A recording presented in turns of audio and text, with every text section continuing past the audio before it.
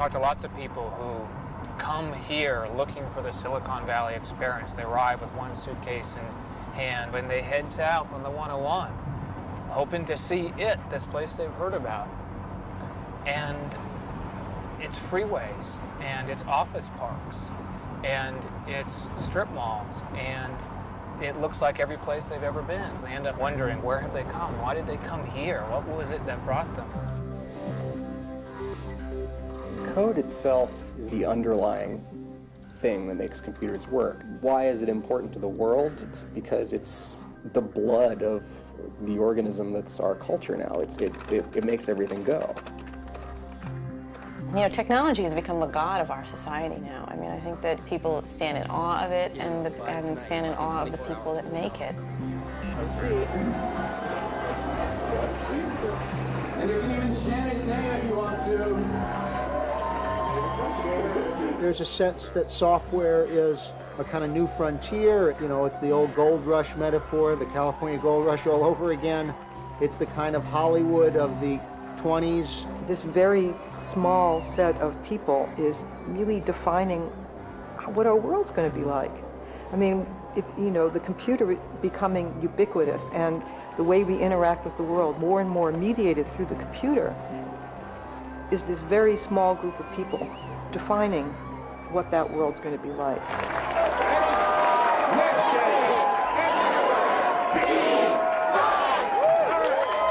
Less than 3 years ago, a small team of engineers at Netscape Communications created software that made surfing the internet easy, and in the process, changed the face of computing.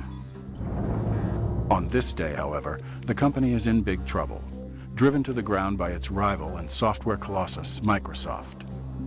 Only a radical strategy will help save it. Let's hear a little Mozilla! Mozilla! Mozilla! Mozilla! Netscape is giving away its source code to programmers outside the company. The source code is the secret formula for browsing the web. The code is named Mozilla, and if widely adapted, it will make Netscape's code the internet standard, drawing users to its other products and restoring the company's sagging fortunes. Our story focuses on a team of engineers who will come together in this building. Over the course of the next year, they will turn their lives inside out to create Mozilla and battle a giant competitor to save their company and shape the future of computing.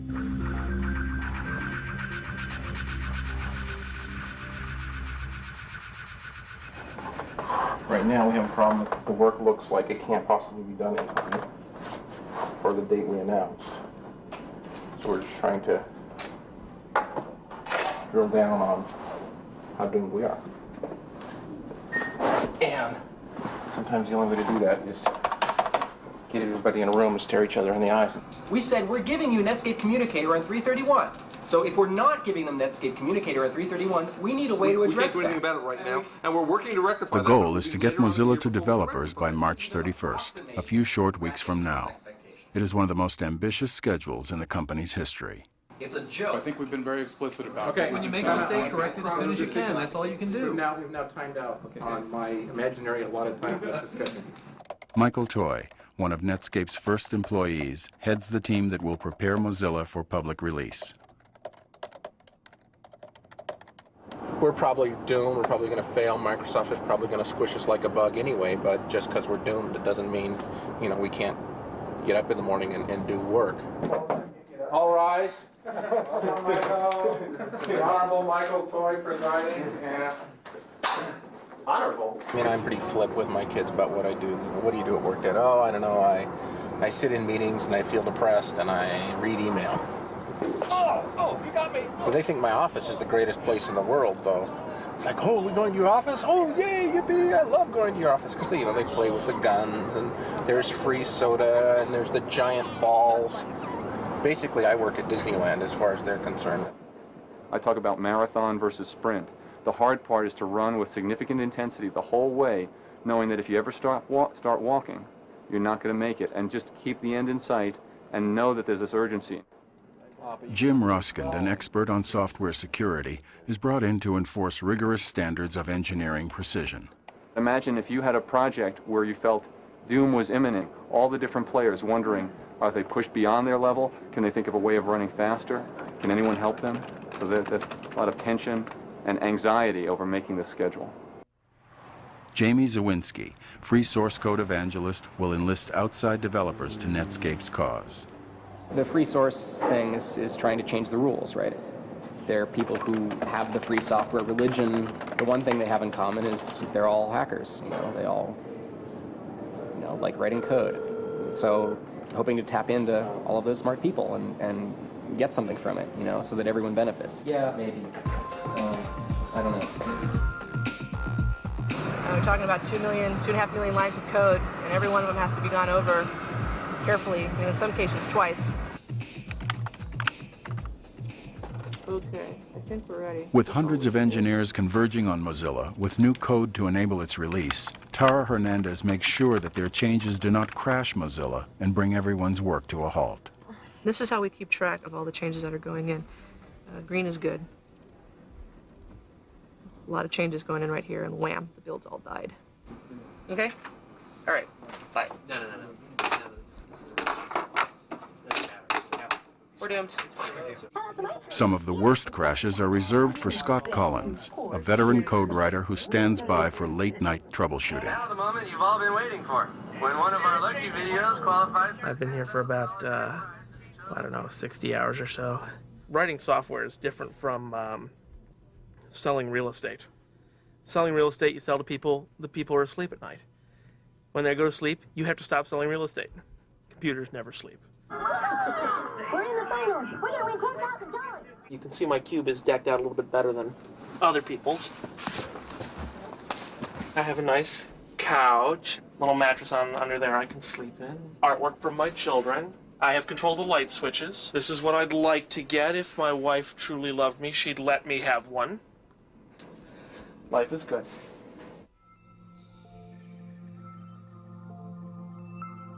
Okay. Bug count. All right. There are a ton of bugs in here that people just aren't doing anything about. To give away its code, Netscape's engineers must make thousands of bug fixes, often minute changes that will allow the code to be used by outside developers. Jeff Weinstein has 1, 2, 3, 4, 5, 6, 7, 8, 9, 10, 11, 12, 13. One bug, hidden in the mass of code, can stop everyone else's work and threaten the ship date. I need someone to page Jeff Weinstein and get him to call 2024. Even a team of 20 people building a car, it's easy to step back 40 feet and look and go, hold it, that guy's not putting on the wheel. You have 40 programmers working. They all come to you with code, a gigantic morass of little details piled up on a disk. Usually you can't even see the pieces, whether they're doing it correctly. You have to assemble it into the whole and then see if the whole works, and then you're not even sure who gave you the bad bits. Oh.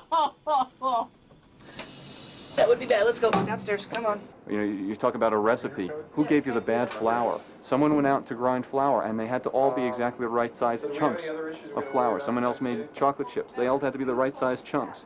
You can't figure it out until you put it all together. You hand it out, and people go, I don't like the way this tastes. Okay. And now you have to wonder, with all these details coming together, which was the problem? Who's causing the problem? How can you fix it? You've got to ship on a certain time. And now you have all these people, you have the clock ticking, it gets pretty intense. Since Netscape began, the amount of code making up Mozilla has increased by a factor of 30. The job of programming and debugging it rests upon a precarious balance of science and art. 20 minutes, we'll see what does it say right now? They talk about what they do as if it was a kind of alchemy, a kind of wizardry. It does remind me of athletics in that way. Why is someone a good baseball hitter? Often the hitters themselves can't really explain it. And often the best software people cannot themselves understand why they're so good at it. But I think what makes a great programmer is being raised techie. My particular team at Netscape, I think we all grew up techie. We all grew up with computers around us somewhere, so that we were exposed to them before we became adults, if any of us are really adults. Jim's the most grown-up of us. A lot of my childhood from roughly age 6 to age 17 was around here. Life was just a nightmare. This is a very, very scary place. The 2 school wasn't too bad, but it meant that get to work on puzzles and problems. All of the puzzling is math, and that puzzling is the exact same feeling, the exact same problem that you go through when you're programming. When I was young, I'd be building with erector sets and Lego. Now, the structures that you build are in software. My mom is a first-class geek, too. And so I have the unique experience of being able to shop with my mom, because she's a director of really important stuff at Sun. At Netscape, one of the code words for is the average person going to be able to use the software is, well, can my mom use it? It's like, well, yeah, my mom can use it. My mom can write optimizing compilers. By the time I was 12 years old, I was making $50 an hour programming computers. People say, what should I be? Should I grow up to be I say computer programmer.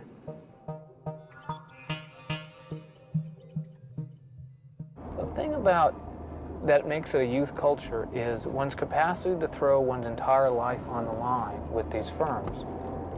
Entire life commitment, meaning 24/7, 365 work commitment. Throwing yourself into a thing where you don't know if that job is going to be around soon. There's no stability here. So it's very kind of a weird irony that the very people who are inventing the future can't see their own future. This is a monk-like existence. There are very few women in these societies. These are male societies. They are secret societies. They function very much like the Masons or some street gang. Evil! Evil! Evil! Evil man. Why am I an evil man? Did you not receive mail saying, if you have a Source 331 bug, you will be in here at 1:30? I thought it was 2:30. Now you're evil and stupid. You know what? I'm actually just in a different time zone. I thought stupidity was an excuse, though. A lot of people at Netscape don't get out much because they're at work all the time, but most people's social interaction, I would expect, revolves around work just because so many people spend so much of their time at work. Hey, Chris, it's Tara. I mean, how much do you love me? They've been saying the issue. Good. What do you know about like the threading stuff, calls into JavaScript and Java and XFB? Has Gordon been talking to you? All we have left to hold on to really is the workplace. I mean, it is the modern village. People get to know your history. They shrug at your bad jokes. There's a kind of familiarity that and continuity that we don't have elsewhere. Paul, we're going to go out in a while and get something to eat and do stupid things. You interested? Sure. Right. Okay, purpose of this meeting is not to beat up people. The purpose of this meeting is to make sure that as a company we are incredibly focused on getting the bug count to 0. We've been moderately focused up until now. We need to be deadly focused from here on in. Okay, Jeff Weinstein. Is he in this room? He is not in this room. He is not in this room. Did not check in this weekend. True or false? He did not check in this weekend. He did not answer his mail, and he hasn't answered his phone yet either. His locator shows he's with the rest of the colonists. And the old saying is that trying to manage programmers is like trying to herd cats. You know, you want them to be cats, I mean, if you like cats, I mean, because you want what's unique about that creature, but they really don't all like to go in the same direction. Where the hell does Weinstein sit, actually? In less than 4 years, Netscape has grown from a handful of people to over 2,000, and sometimes locating a programmer becomes yet another obstacle for the browser team to overcome. I'd say he's not in there. That would be my guess, straight out. He's not there. When's the last time he was in here? This afternoon? Okay. Tara and I are ready to take a hit out on him. Okay. Well, if you see when he comes back, tell him to panic and run around, and we're like doomed on Mac right now because the person who's working on Mac is like waiting for data, right? You should go around and get like every person in the company saying, "Doomed!" Netscape's predicament has much to do with this man, Bill Gates, whose company, Microsoft, has made him the richest and arguably the most powerful man in the world. All right, if we could have order, we'd like to begin. Viewing Netscape's browser as a potential threat to his computing empire, Gates has moved swiftly, making his own browser free, and Netscape claims also engaging in unfair business practices to take away its customers. But we need to explore today whether you and your company have crossed the line. Or, on the other hand, whether this is just the carping of disgruntled rivals. Netscape CEO Jim Barksdale argues his company's case before the Senate. And certainly nobody here on this panel is a greater admirer of Mr. Gates or his company than I am. But we do ask that Microsoft be held accountable for some of their actions, actions that intimidate PC OEM manufacturers to use their products and exclusionary practices that prevent them from using my products. Not all companies succeed. Some fail to embrace change. This is the way technology in the free market works. The software industry's success has not been driven by government regulation, but by freedom and the basic human desire to learn, to innovate, and to excel. Meanwhile, thousands of miles away, Netscape programmers continue working around the clock in a race to meet Mozilla's release date. These guys, they tend to work very consistently, so they'll just keep working until it's done. They won't stop. They don't need food, they don't need sleep, they don't need anything. Okay, they take pay, but you know, that's A while ago, some people from Harvard came and said, well, how do you develop software? We're writing a book. And I talked about all the things that I thought were really important, and they were just, it felt to me like they were shaking their heads going, oh, gee, he doesn't know about Principle 7, and oh, he doesn't know about Principle 22. And in some ways, they're right. I really haven't got a clue, right? I really like to err on the side of every day we wake up in the morning and say, based on what I know today, what's the best way to get to where we all want to go? I personally, or me and you three of us, do not have time to read all 2 million lines of source code to see that there are no remaining problems. We're going over here, zeroing in on Jeff Weinstein. With March 31st only days away, the team can't proceed until Jeff Weinstein, an expert on some of Netscape's most arcane code, finds time to complete the bug fixes on his list. How you doing? Okay. All right, well, you're officially the most doomed individual in the company, sir. This one I can close, same with this one. Yeah, a bunch of these. Hopefully I'll get most of it done tonight.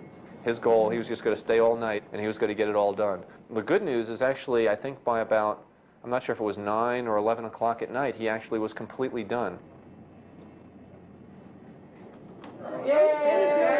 Reaching a critical milestone is cause for celebration.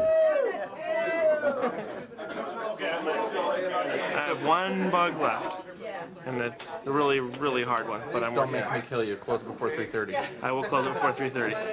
It'll be good. The bug count is small. There are some bugs that are not currently closed, but most of them are like piddly little annoying things that... Some of it's stuck!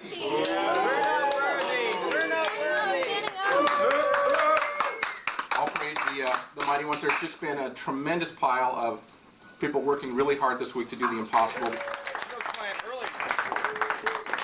There's this magic phrase that Michael Toy invented, which is Zaro Boogs, which is, it's not quite perfect, but it's perfect enough. You know, 0 bugs, Zaro Boogs. You got a spare monitor upstairs in the Peace Cube, right? Yes, I do have a spare monitor. This is the first big test. Will an outsider actually be able to make Mozilla work? If not, Netscape stands a good chance of missing its March 31st deadline. I thought this was going to be a huge thing. I thought it was going to be like 100, 200 people here, like all in rows, like with Soviet style. Yeah. Compiling. Well, we're nowhere near that organized. Alright, looks like it's all there. Here we go. Yeah. Wow. All good. It's pretty simple how stuff's built. It's just there's a set of scripts that are set up to say exactly what to compile, and then they all get globbed together into Mozilla, hopefully. Here it is. Yeah. If you get it to work, then it means anybody can get it to work. That's true.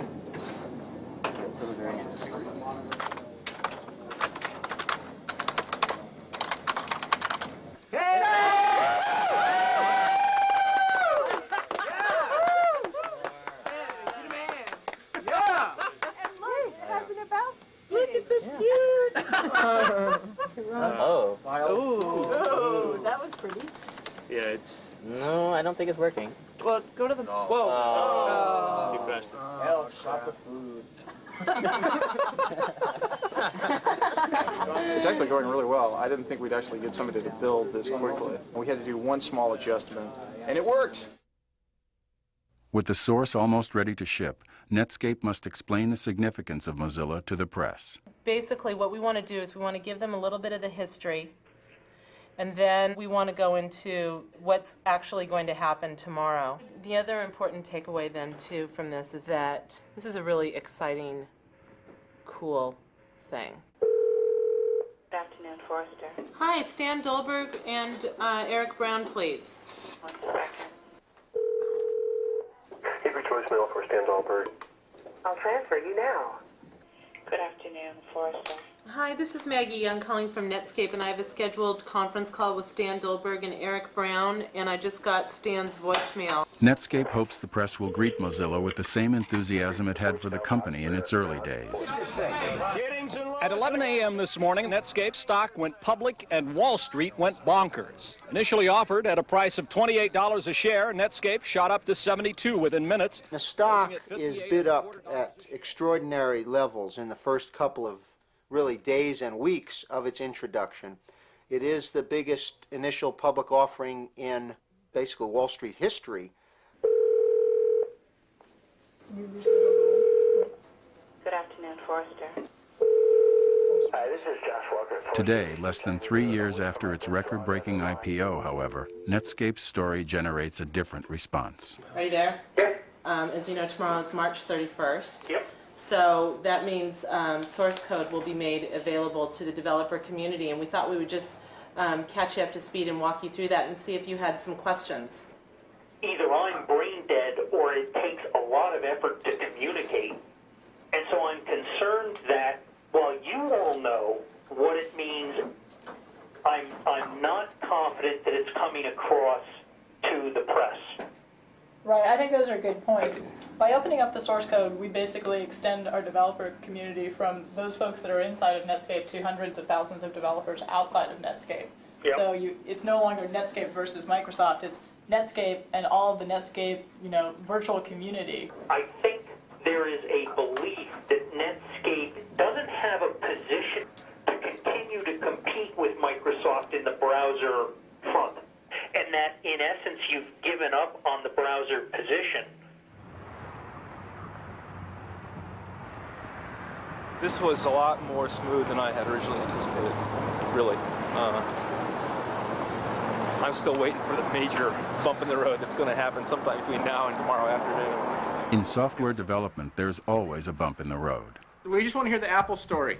I'm sure you do. They just can't quite get themselves comfortable with the patent grant or with whatever we tried to do to fix it for them. What patent? So the last thing back out of their lawyer was, gee, I don't know that we get enough protection. Mozilla has a small piece of code from Apple that has not been cleared for public license. Okay, we have to escalate. Hi, this is Mark Andreessen. I called a few minutes ago. Oh, my wife. And left a message.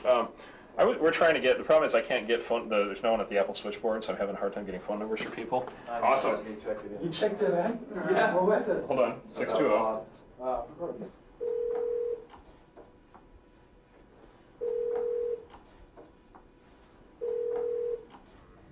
In order to ship Mozilla the next morning, Scott Collins is called in to replace Apple's code with his own invention. And theoretically, we believe this is possible.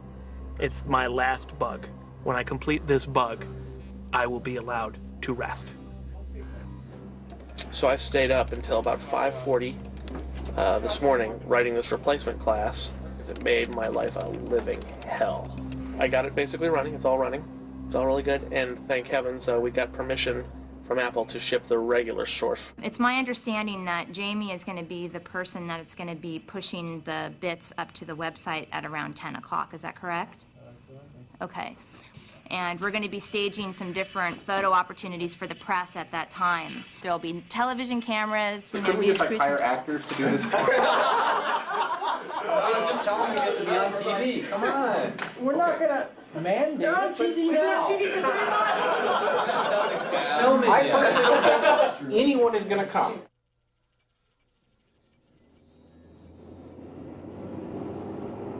One way to learn to run a marathon is put a person out 26 miles into the desert and say, that there's this bomb on your back that's going to go off in a certain length of time if you don't get into the town. Well, that'll motivate you to get in, but there's a certain chance that you'll be blown up. What time is? Yeah, it's 5 to 10. Ah! So. We're going to be late. Hurry up. and welcome everybody to the conference call. Thanks for joining us this morning. Today, Netscape announced that the first developer release of its Communicator 5.0 source code is available for download from the Mozilla.org website. And you know where TAR is, right? It's second floor? Yeah, it's the first floor, like way on the other side. And then today, on the end of March, as we announced, we are pushing the code out to the web, as they say, and we're delighted to be part of it, and we're very excited to see what happens. The good news is the marathoner is now coming into town with that bomb on his back, and it looks like he's going to make it. This is the moment of truth. They don't have a theoretical framework to write software. They're just writing it. Hi. It's just like hitting the baseball. If their code gets a home run, nobody's asking questions. Well, this doesn't make sense, or why do you do that? Why does it work? Nobody cares why it works. You're not nervous or anything, are you? Commit. This is bad. What's that? Well, It's not connecting to... The machine that controls the FTP push is like not answering. Is it loaded? It's blast, not blash. No. Oh. Yeah, maybe good reason not to... Oh. That bin, yeah. Duh. Okay. We're Okay. up. Yay. It's soup. Mac's there. Unix is there. Windows is there. We're done. We're done. It's up. We're done.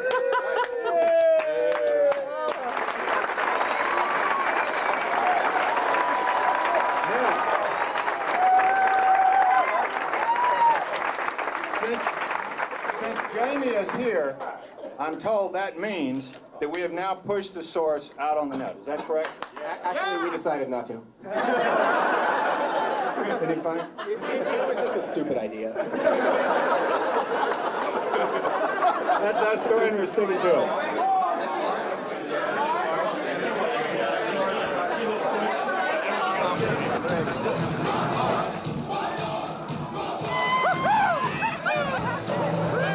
For a moment, everyone at Netscape takes a breather. I think it's going to work out. In the first hours of its release, the source code is downloaded thousands of times, but the number of downloads is no guarantee that Netscape will receive enough valuable contributions to help the company reverse its slide. He's known as Pavlov to me. He's Pavlov at Pavlov.net. On IRC, he's Pavlov or Pav or Pav sleeping or Pav tired up too late. And without him, I think we'd be months behind. Netscape's notoriety draws code writers from around the world willing to work on Mozilla without pay. One such contributor comes from rural Georgia. I have been amazed over the last 2 or 3 years when, especially his mother would come tell me, well, so-and-so called from maybe New York, and they were coming to Atlanta, and they wanted to talk to Stewart or see him, and they were going to go down and have lunch. Well, I'd say, who is this person from New York? And then all of a sudden, well, he's been working with Stewart on some programming issues for a year or so, and he wanted to come down and meet. He said, well, did you tell him you're only 16? I had no idea. And that's great. That's a wonderful thing because he's contributing. It doesn't matter that he's young. We're in the place we call the cave. We just shut the door, and this is where he does whatever he does. It is flabbergasting to think that your child has done something for this worldwide company instead of his homework. I went and looked back at the older code, and I was really frightened by how incredibly messy and just awful the code looked. It would have taken you years to try and figure out what it was doing, so we basically did it from scratch. Pretty much I'm providing the code that makes the browser show everything faster and more efficiently than it used to. His keyboarding is almost just like talking. It's just an expression. He can express himself that way, and it's just totally unconscious almost, just a part of how he communicates.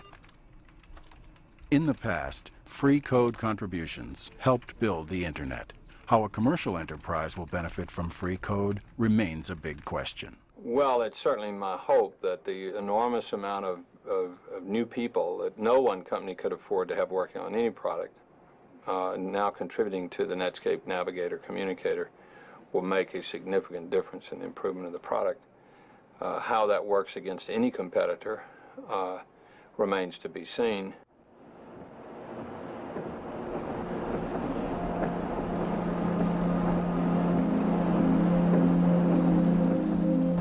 Morning.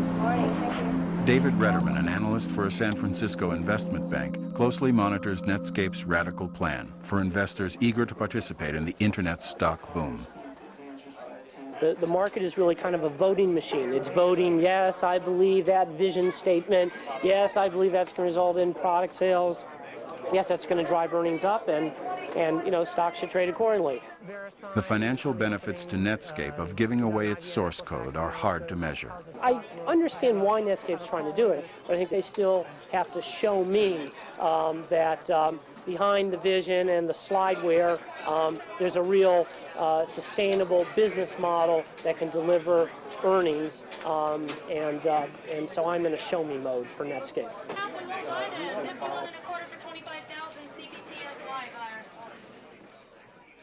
Now, my job will be 3 times as hard as it was yesterday. It was already 10 times harder than it needed to be, right? Did I just work really hard to ship the company jewels out of the building, and it's going to just end up in us dying and rolling in poison and misery? The day after the stuff goes out, you really don't get a let up. There is then this sort of day in, day out, go to work, turn on the computer, code, code, code. That's Tara. Tara. Yeah, what's your doctor say, Tara? My doctor said, Mylanta. interestingly enough, that I work too much. And that if I went to work today after my appointment, he would personally kill me. I have an agreement with myself that by the time I'm 35, I'm either going to be a high school teacher or a bartender, but something, anything other than a position in a high-tech industry. Otherwise, I'll probably die by the time I'm 40.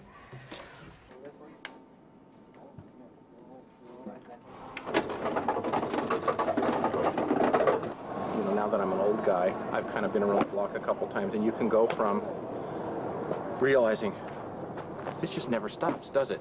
And that being really depressing because you feel like I said I was never going to be on the treadmill, and here I am.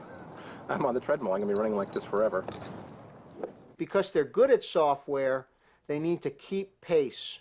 And as a result, keeping pace means to shut a lot of other things out. They just don't have time to read, time to hear about the world. They don't have much time for their families. But when you're in a situation where you really have a lot of work to do and no time to do it, you know, you pick what you want. Some people pick wanting to have a family. Some people pick wanting to get some software done. Christopher was born right after I started at Netscape, and I basically missed the first 2 years of his life because of the intensity.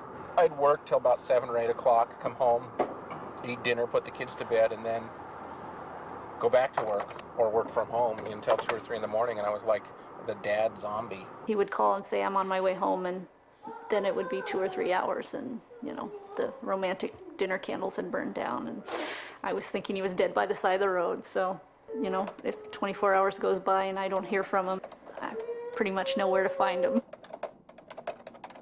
I live in Michigan, and I commute. So it's quite a long commute. I don't make it every day. I only make it about every 2 weeks or so. But you know, there's quite a time change. Here it's something like 12:01 in the morning, and there it's 1954.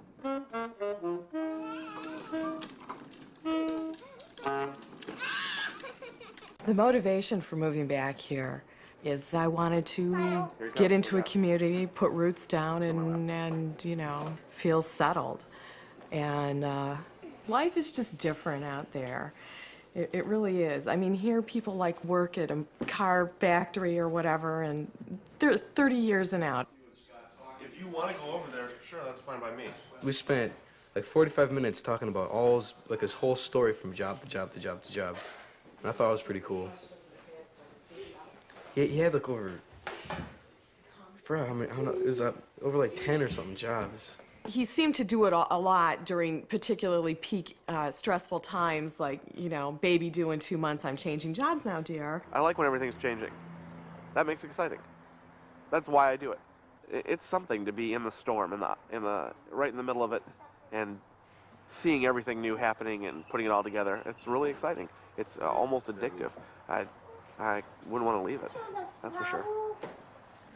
At times, it's a clear sacrifice of elements of your personal life. I have to work very hard, but I have the chance of being rewarded for my efforts. The disadvantage, my life's moving on. I don't have any children yet. You realize there's a certain amount of my life that I'm sacrificing, and I'm going to look back, and a portion of this life is gone. In the U.S., we have at least several million people directly making a living from software. And it's the fastest growing group of people in the economy. And it's certainly, in aggregate, the highest paying field of its size. I mean, yeah, you've got baseball, you've got Hollywood. But, you know, when you really think of a group that has millions of people in it, these are the highest wages anybody's ever seen in the United States.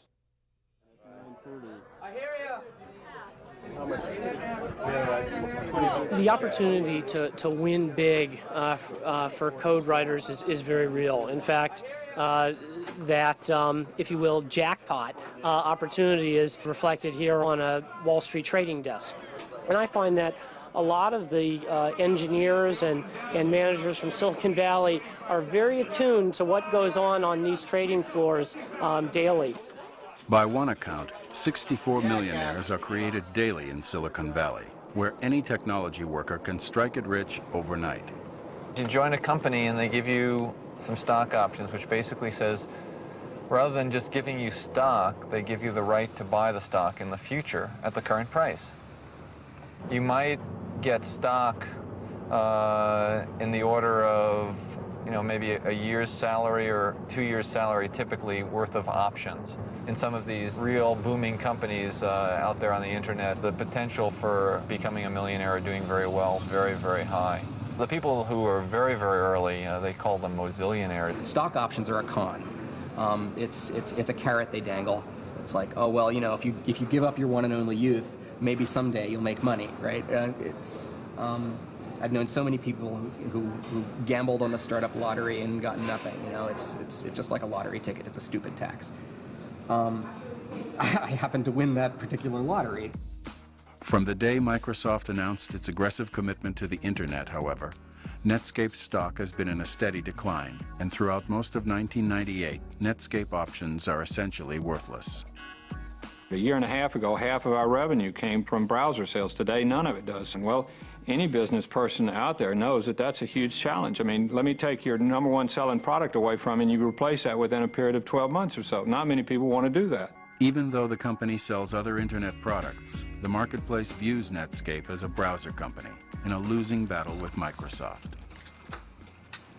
Greg, this is Jim Barksdale with Netscape Communications. How are you? It's clear that Netscape doesn't have enough pieces to threaten Microsoft. All right, Greg. I don't think that Netscape long-term can survive as an independent company. While Mozilla tries to recapture the early glory days of the company, integrating code from the outside means more work for everyone on the browser team. Apparently, I must have done it backwards from what you told me, or I don't know what. Okay, this is bad. We want to take the old free tree and use it as a subsection, and we want to build this interesting tree around it. No, that's not what we want to do. We have NS and NSPriv at the top, right? It's either a project file for this or a project file for that. It can't be a project file for both. We don't have a plan for doing both. So right now, I have some files that have to come from here for Java in the single directory, and some files that have to come from here in the same directory. The same directory. Tell me how I do that. That's the problem.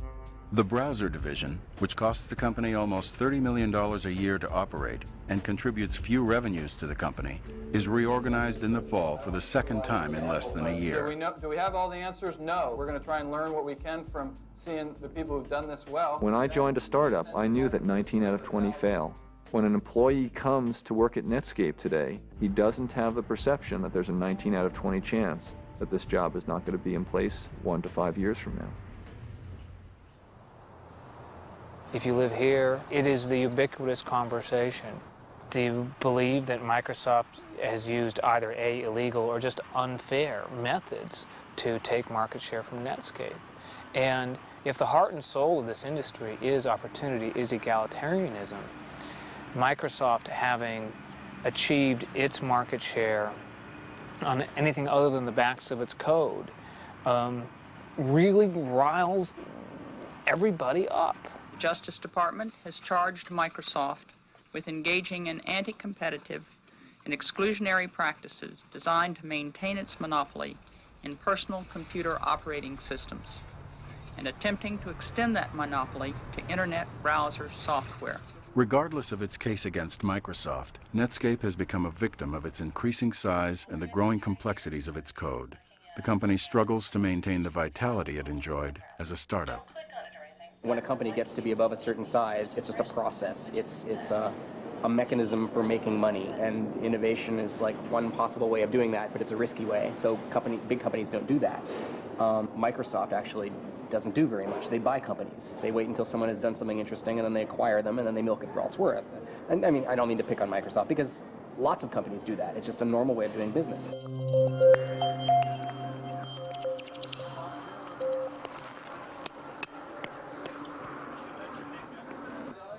We're on our way over to the Flint Center now. We're going to have an all-hands meeting. Jim Barksdale has moved up the all-hands meeting by roughly about a week. We've just announced quarterly results, and now this major change in direction. Well, in case you hadn't read the newspapers, we have, as of 1:30 this morning,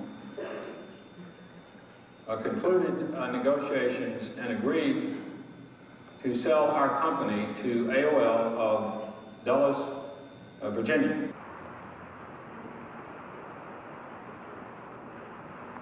I can't imagine that day when they announced the merger, that they weren't like, oh, I don't believe this, you know, sort of a nightmare scenario. Although, you know, the worst one would have been Microsoft's buying us, I guess. You know, then they would have, you know, you'd have seen like this flow of cars out of Netscape. 6 months ago, they were insulting AOL's technology. You know, it was a service for idiots. Congratulations, Skippy. You've got mail. Netscape was not unusual in the way they felt about AOL in Silicon Valley. I mean, it's very clear that nobody had any respect for the company. One of them at Netscape called Steve Case a soap salesman because he used to work at Procter & Gamble. The soap salesman bought them. The quote that came out of this article was Netscape, something along the lines of, "Live fast, died young, and left a tired corpse." And I don't know that I agree with that. I don't think Netscape's done yet. They bought us because they like us, they like what we do, and they don't want to disturb that formula. So their plan is to not damage us in any way. There had been a lot of speculation out on the net, you know, in the free software community, like, oh, well, this is it, you know, it's all over now. AOL is just going to screw everything up. So I wrote this thing that I put on the Mozilla.org site that laid out the worst case scenario. Like, well, okay, even if everything goes wrong, it's still not as bad as you're saying it is, because the nature of what Netscape did meant that the code belongs to the community now. A few days later, I got email from Steve Case saying, we think what you're doing is a great thing, and it's part of the reason we bought the company. We plan to keep it going that way. So as far as Mozilla.org and Netscape and AOL's contribution to the open source movement goes, he says it's going to continue. The merger with AOL creates a windfall for shareholders that will give Netscape employees the chance to cash out and move on, causing speculation in the national media about AOL's ability to retain Netscape's key people. And already I hear, you know, that the AOL people have come into Netscape and said, you know, this is the AOL way. Well, it's not going to work at Netscape. It's got to be the Netscape way with help from AOL. I suspect some of them will leave. You know, they don't want to be part of AOL. Some people just like the startup mentality, and those that want to sort of be part of a juggernaut are going to stay and be part of the juggernaut. I've been at Netscape for 3.5 years, and it feels like forever. AOL's focus and Netscape's growing focus has been marketing and advertising and all that stuff, and that's not nearly as interesting to someone who's sort of a techno-fetishist. You know, I'm switching jobs, I'm selling my house, I'm moving, switching towns. that's life for startup land. I'm still young and stupid, as I like to put it, so I can get away with doing stuff like that. A year and a half ago, so Tara comes to me. She says, I want to be a manager so bad that I can taste it. So we finally said, all right, you get to be a manager. And like within a week, she said, why did you ever let me do this? And Tara's turned out to be like one of the Netscape's greatest managers. So here's to Tara, the release team manager. Tara leaves Netscape for an e-commerce startup, missing out on a big jump in the value of her stock options in hopes of a bigger payout at her new company. Free Mozilla! Free the source! Mozilla! Free the source!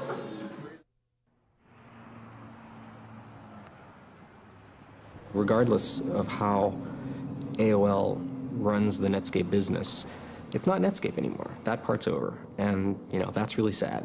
I wish Netscape could have gone it on their own. Frustrated by what he perceives as a lack of commitment to open source development, Jamie quits Netscape 1 year to the day he helped give away Mozilla. The movie Hackers, I think, is just a great movie. I wish our lives were like that. I wish we were roller skating around in spandex and fighting bad guys, but it's not. It's sitting in a room and typing all day. This was what I was trying to escape, this life. I knew I did not want to live here. I've been out here now about 4 or 5 years. This is a nice place. This is escape from the jungle.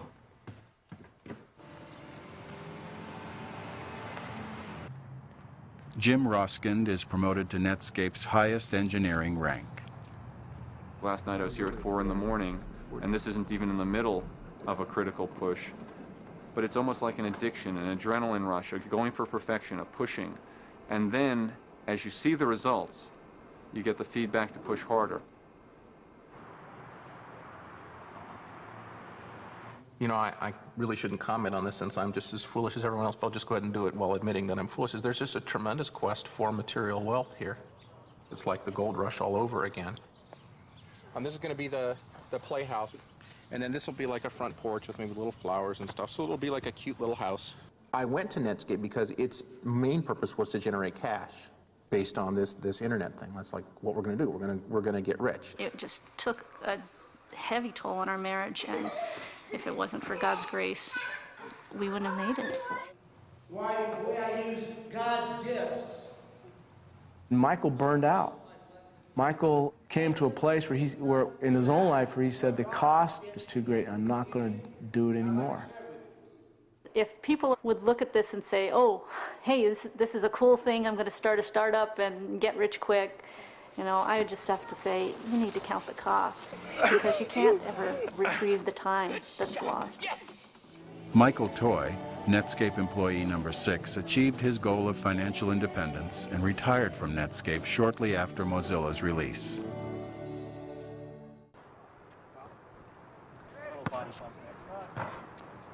In the Valley, if you've stayed someplace longer than about 3 years, people wonder what's going on. Why can't you get another job? What's wrong with you? If you're a programmer, you pretty much change jobs about every 2 years or so.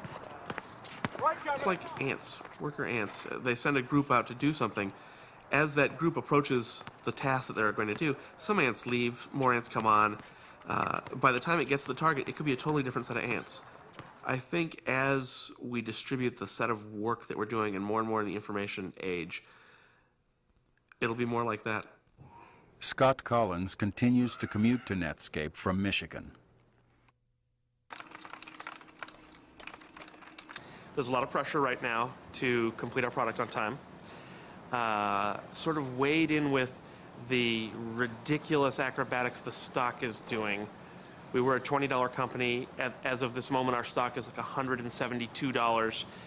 So it's hard to be depressed about the amount of work you have to do when every other cube holds a millionaire. When the deal with AOL closes in the spring of 1999, the value of Netscape's stock more than doubles since the merger's announcement. Netscape married right. They hitched their fortunes to AOL. When the transaction was announced, the implied valuation was about $4.2 billion.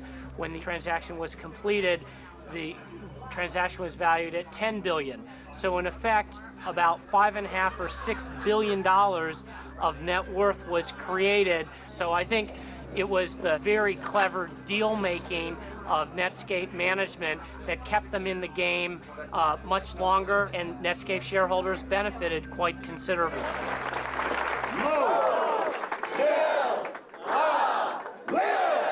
While many executives sold their stock during Netscape's final year, Barksdale bought more. And after the merger, he swapped his shares for more than $500 million of AOL stock. Another young man comes west to seek his fortune on technology's new frontier. I'm a little bit nervous going into this interview because I'm not entirely sure what to expect. It's a long way away, 3,000 miles, a long way for your child to be, but this is a place where there's a lot going on that he's very interested in, and I think has some talents in this area. And I really think that this may be kind of home for him as far as being able to work with people that he can actually talk to.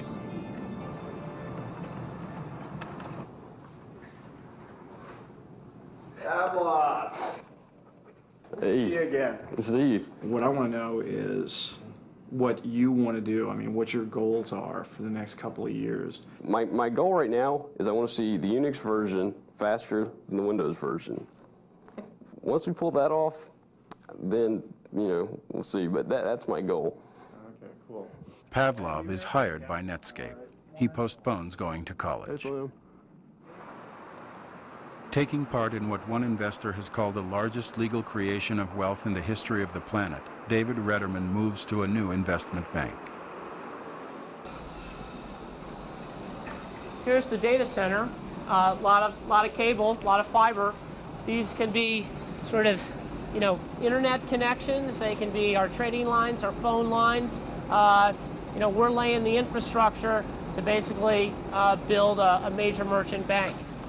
Our view is that the internet changes everything, and we're going to finance the companies that want to be the agents of that change.